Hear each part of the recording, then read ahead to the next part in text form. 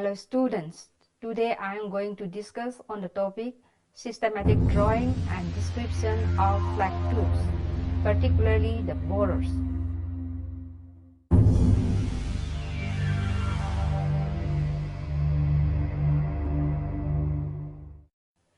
Let me first introduce about this topic. In the last classes, we have discussed, drawn, and described the Middle Paleolithic flake tools such as scrapers and points, along with their types and varieties. Today, we are going to discuss in this module on the systematic drawing and description of the type group borer and its types simple borer and borer cum scraper. It will be easier for you all to draw a flake tool, as we have already drawn many of such flakes. But if it is highly required to grasp more ideas about the different types and varieties of borers, so as each student could be able to describe any given borer systematically.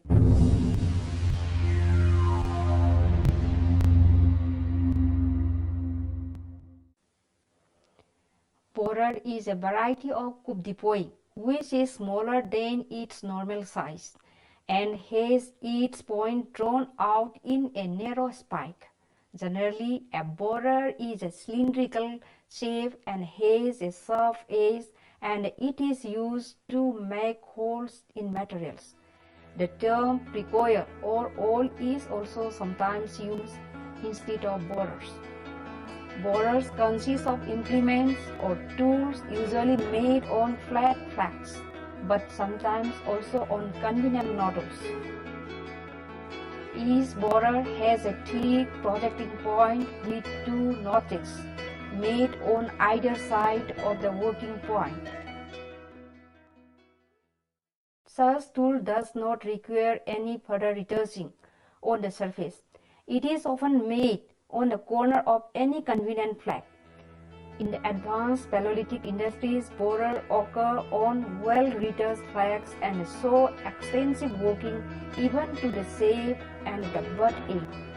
Raclette is the characteristic borers belonging to this cultural period. It is prepared like the shape of the star, and all the projected ends of the star are modified into boring ends or tips.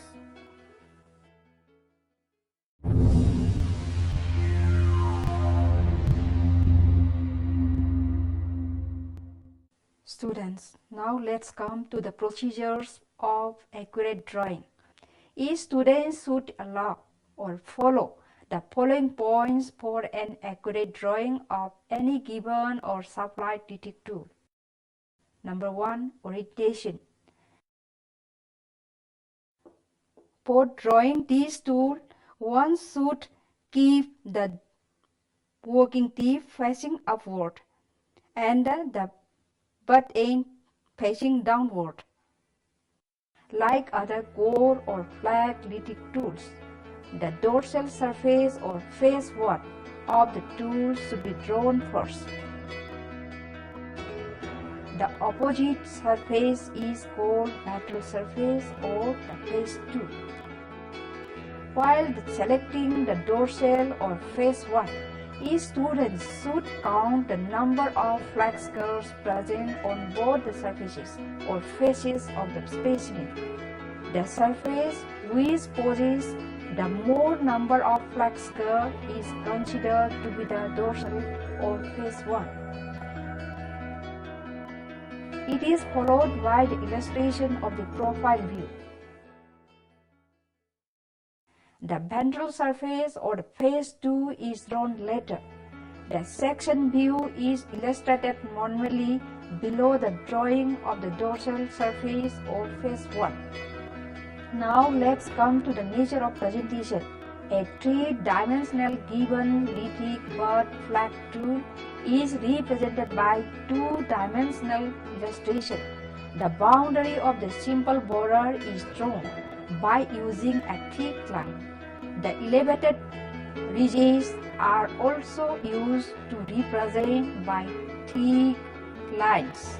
The nature and the shape of the flake curves are illustrated by using somewhat curved and more curved lines, representing the large or small, deep or shallow, and long or short flake curves.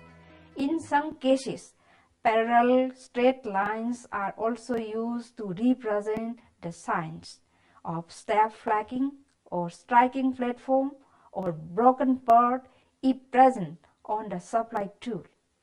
Straight parallel lines are also used for filling the gaps of section drawing. It is a must for every section illustration. The third point is require instruments and materials. In the laboratory of prehistoric archaeology, each student is provided with the following materials and instruments. Number 1, a simple borer or borer cum scraper. Number 2, plasticine. Number 3, a slide caliper. Number 4, a copper ware. Number 5, a long scale and a sock stick. And each student should bring the following instruments and needed materials. Number 1, one laboratory notebook. Number 2, 2 set squares or 2 dihedrons. Number 3, a divider. Number 4, a compass. And number 5, a pencil with eraser and sharpener.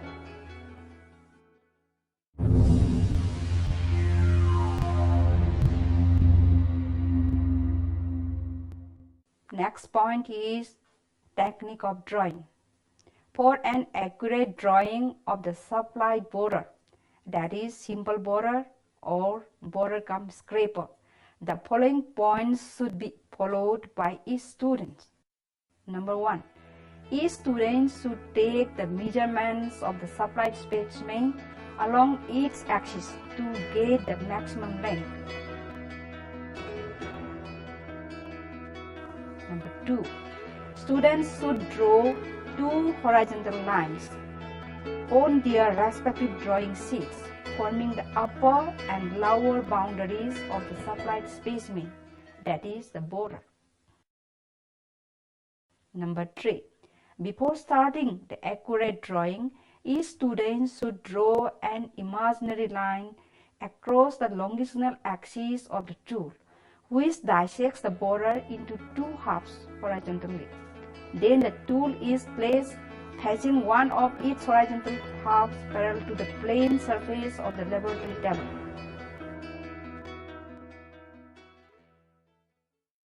To confirm the accurate position of the supplied specimen, each student draw 2 lines. One is along its axis, that is x-axis, and another line crossing the longitudinal axis along its half plane, called y-axis, and measure the height of each point, that is 4 points, falling on the working tip, butt end, and 2 lateral sides. Each 3 points out of these 4 endpoints get similar height. While taking the height of these points, the nature or curvature of the flake curves or workmanship should be taken into consideration. It should be considered that the given tool, that is borer, is placed and fixed properly. Number 5. If the tool is placed properly, the next step is fixing the artifact in its proper position by filling the gaps using plasticine.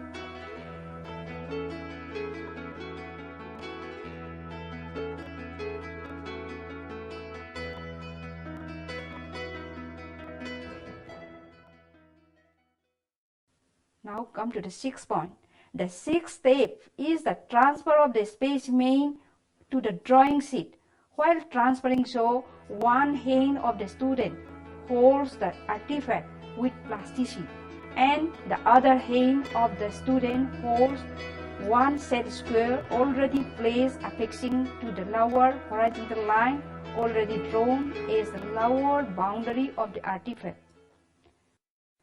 The seventh step is to find out the elevated ridges or ridges between the flake skirts and important points, which would help them while drawing the supplied specimen accurately. Hence, each student should hold a long chalk stick and roll gently over the dorsal surface or face one of the artifact supplied so as the student could mark the prominent points and ridges properly.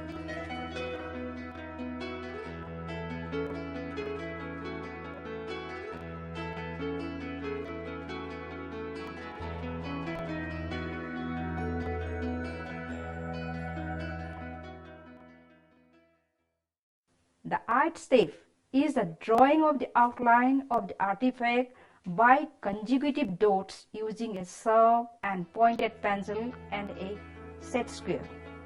While drawing the outline of the artifact, each student should always remember to mark the endpoints or starting points of each prominent ridges, wherever and whichever form, which will later help the student while drawing the accurate position of the elevated ridges of the artifact.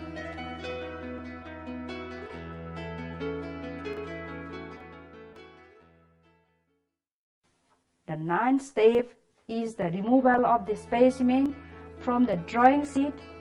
The specimen is then kept properly with the affixed plasticine on the practical table.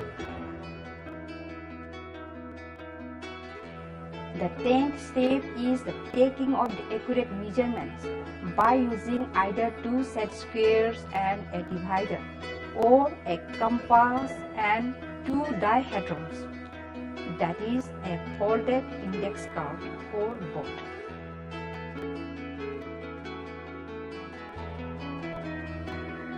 The accurate measurement thus taken is noted on a rough notebook first and then plotted again on the drawing sheet later, but within the already drawn outline image of the supply tool. To get an accurate measurement of each point, at least 3 measurements should be taken from 3 marked lateral side ends or starting points already plotted while drawing the outline of the artifact. An arc should be drawn for each measurement to get a fixed point. The point where the 3 arches cross is considered to be the accurate point, which is the desired point. If the 3 arches do not cross at the same point, the same procedure should be repeated. Thus, each student would find many desired points one after another. The 11th step is the joining of the desired points to represent the elevated ridges between the flake skirts by using pencil.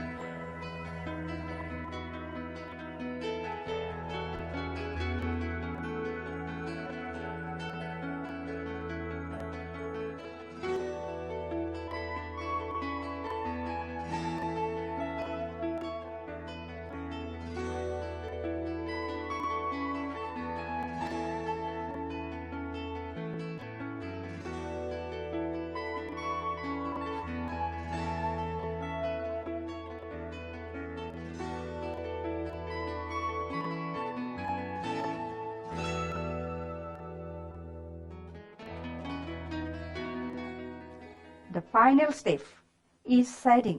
It is a means of expressing volume and is done with a pencil in light hatching or gray tint.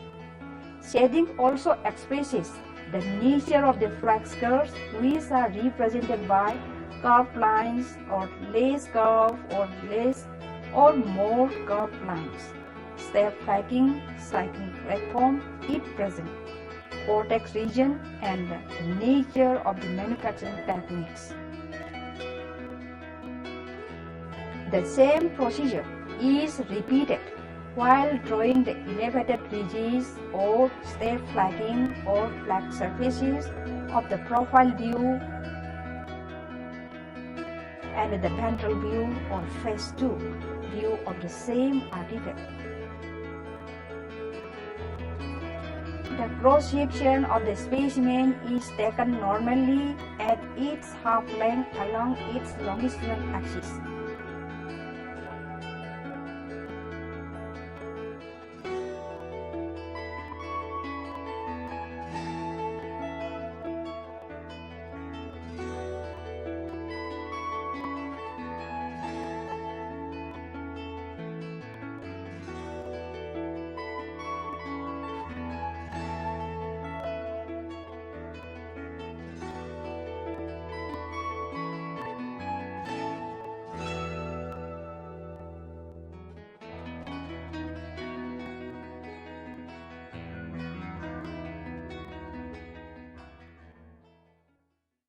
Where maximum thickness of the tool is also taken.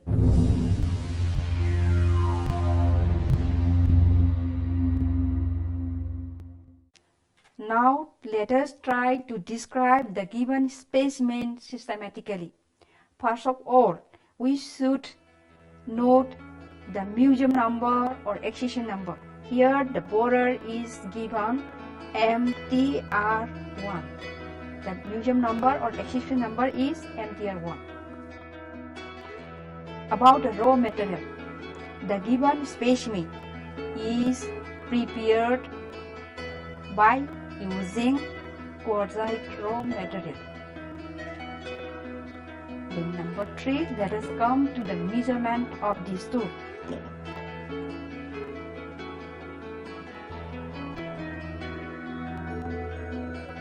The given specimen is 8.6 in length along its axis.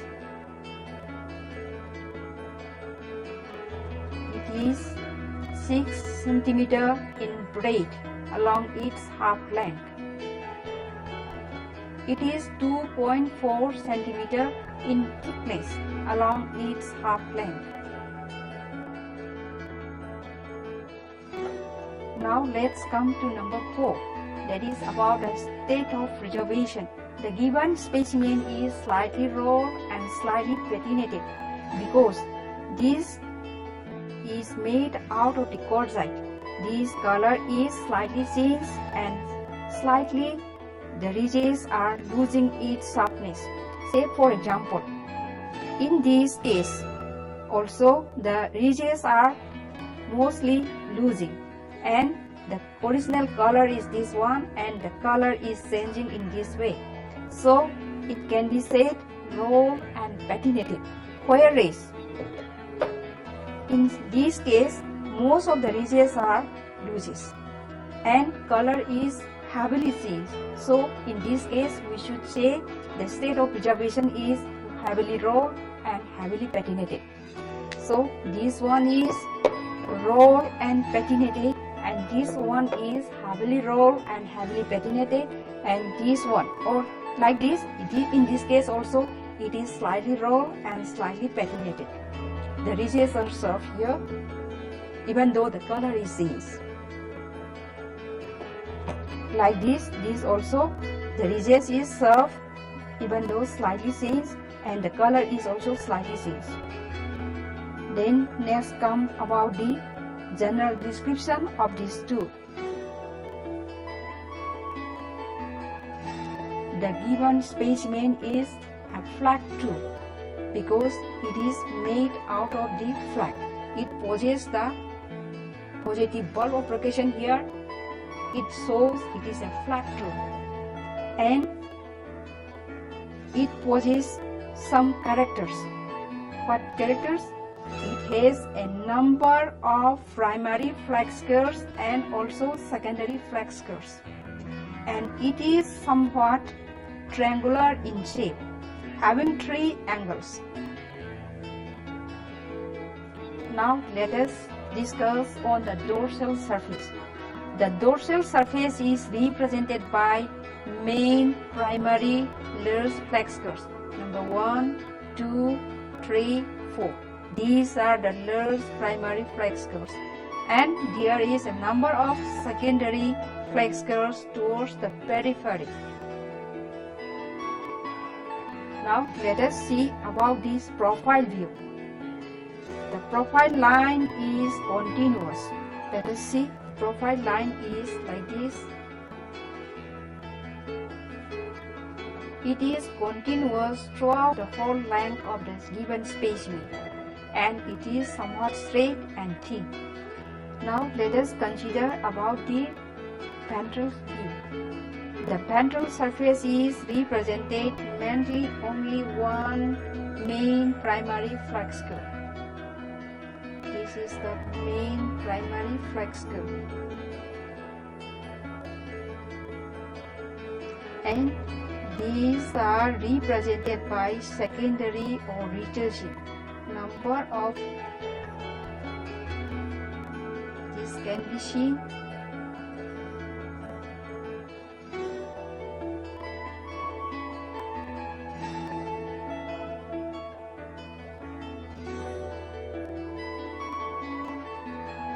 Now let's come to the sixth point about the probable manufacturing technique. From the shape, size, and nature of the flake scars present on the specimen, either phase 1 or phase 2. It can be said that the given specimen might have been produced by using level 1 technique. Then let's come to the seventh point, that is probable tool type. From the shape, size, and nature of the manufacturing technique, the given specimen is identified as borer cum scraper.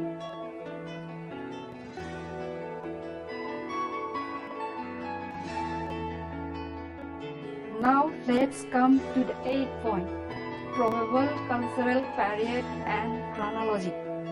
Culturally, this tool belongs to Middle Paleolithic cultural phase, and chronologically belongs to Upper Pleistocene.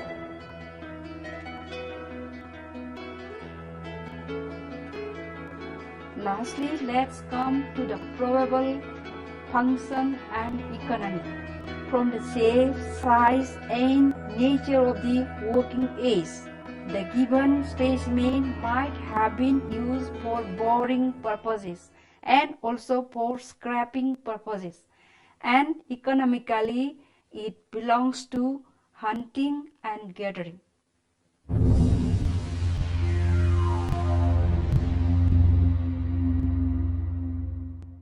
Now let me come to its conclusion.